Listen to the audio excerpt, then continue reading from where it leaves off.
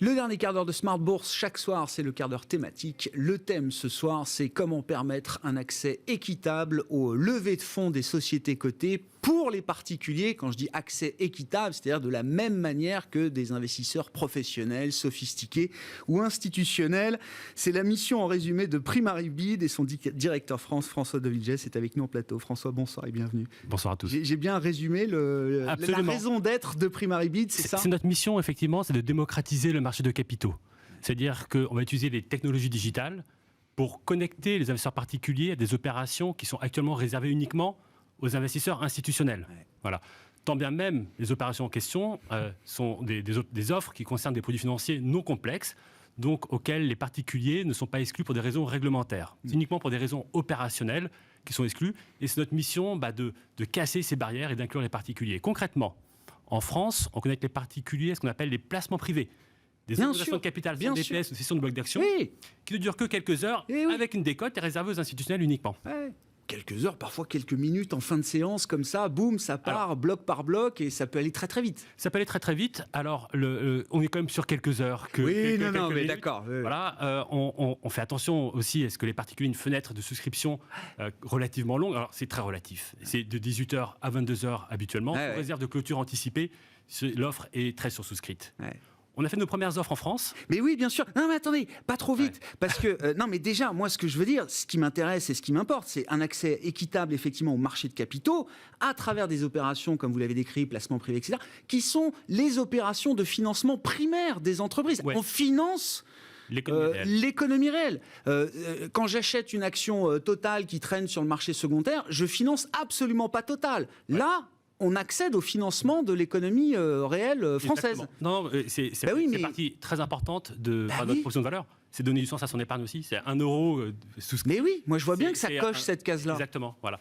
En complément, ce qui est aussi intéressant, c'est que c'est souvent des bons points d'entrée. Il y a une décote, comme je le mentionnais, donc, dont le particulier peut bénéficier au même titre que les institutionnels.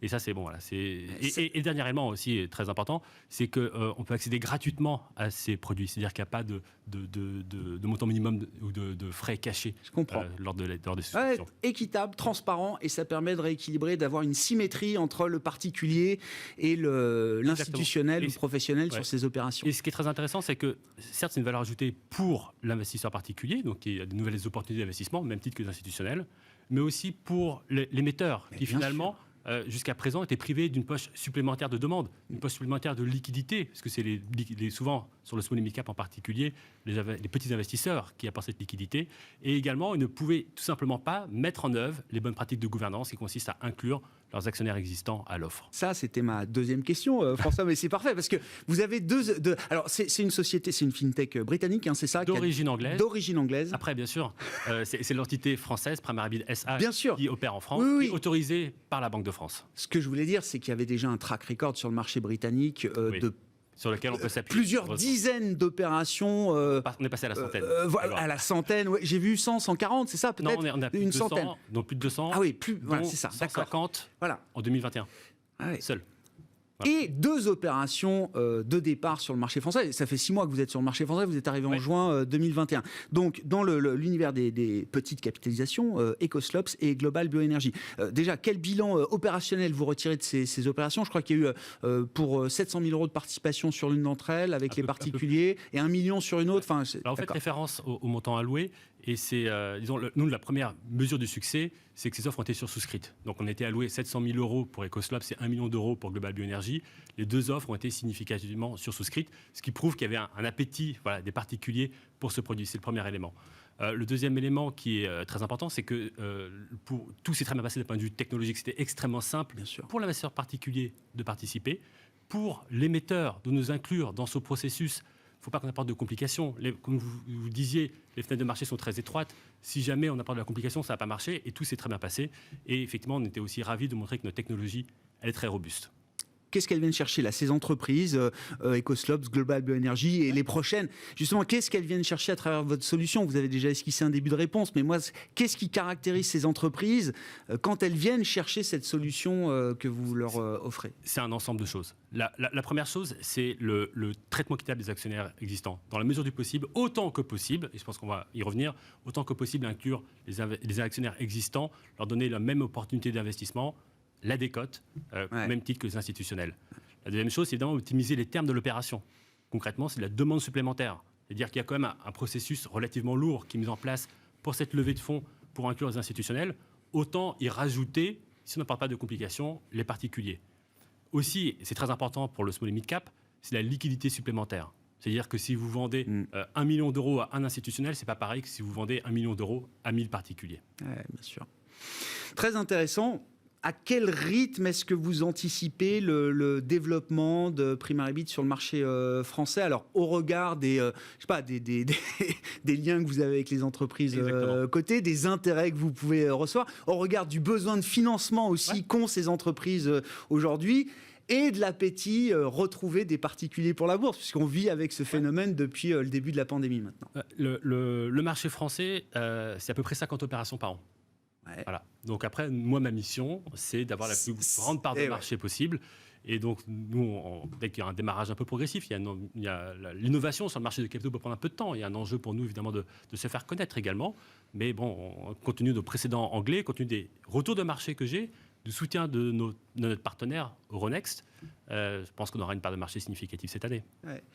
Est-ce que on peut imaginer que la solution s'applique alors, est-ce que la taille de l'opération est importante dans l'utilisation de cette solution? Est-ce qu'elle peut être adaptée, je sais pas, à des opérations de très grosse taille, sur des très grosses capitalisations d'entreprises? Enfin, est-ce que c'est Absolument. Est-ce que c'est un facteur important pour vous? Ouais. Ou petite capi, grande capi, même histoire pour tout le monde? Notre infrastructure s'adapte à toutes les tailles de capitalisation. Nous avons bien entendu vocation à participer à des opérations de très grande taille. Pour dire une référence, en Angleterre, on a déjà fait des opérations de 2 milliards d'euros. Alors, c'était la taille de l'opération totale. Hey, voilà. Pour des raisons réglementaires, la taille de nos opérations est habituellement capée en valeur absolue à 8 millions d'euros. C'est la borne haute pour bénéficier des exemptions de prospectus, qui est le régime réglementaire dans lequel nous évoluons habituellement. Voilà. Le plus simple. Le plus simple, exactement. Mais alors, disons, notre pain quotidien, les opérations les plus récurrentes, ce seront du small et mid cap, tout simplement parce que ce sont les acteurs les plus actifs sur le marché de capitaux. Mais sur la base de l'expérience anglaise, notre part de marché, elle est la même, que ce soit small, mid ou large cap. Les éléments auxquels je faisais référence, ils sont aussi vrais pour le large cap que pour le small et mid cap. Ouais. Vous travaillez avec 3 courtiers partenaires sur le marché français. François, je vous laisserai les citer parce que je les ai plus en tête, mais je crois que c'est les 3 principaux. Oui, voilà. Boursorama, Bourse Direct et EasyBourse. Bon. Très bien. Est-ce que c'est suffisant pour maximiser alors justement votre business, essayer d'être sur toutes les opérations et maximiser surtout la participation des particuliers français, ou est-ce qu'il faut encore élargir peut-être le cercle des partenaires? On a vocation à démocratiser au maximum, donc à connecter tous les investisseurs particuliers français à ces offres. Il y a plusieurs façons de le faire. On y réfléchit. Dans un premier temps, c'est sûr que étendre nos partenariats à d'autres acteurs, ça paraît naturel. Après, juste, je vais préciser, c'est que nos partenaires, déjà, c'est 650 000 investisseurs particuliers, probablement les plus actifs de la place, et ça représente à peu près 2/3 du marché des plateformes digitales. Donc déjà, vous couvrez une grande partie des particuliers qui sont investis, qui s'intéressent et qui sont actifs en bourse. Tout à fait. Et alors pour finir, comment ça se passe? Moi, en tant que particulier, vous me prévenez combien de temps à l'avance qu'il y a une opération qui se met en place? Combien de temps j'ai pour, moi, mettre un ticket, calibrer mon investissement? Alors, ça va très vite. Oui, c'est ça. On n'est pas prévenu à l'avance parce que, évidemment, c'est une information confidentielle, le fait qu'il va y avoir une levée de fonds. Donc, c'est à partir de 18h et jusqu'à 22h que vous pouvez souscrire.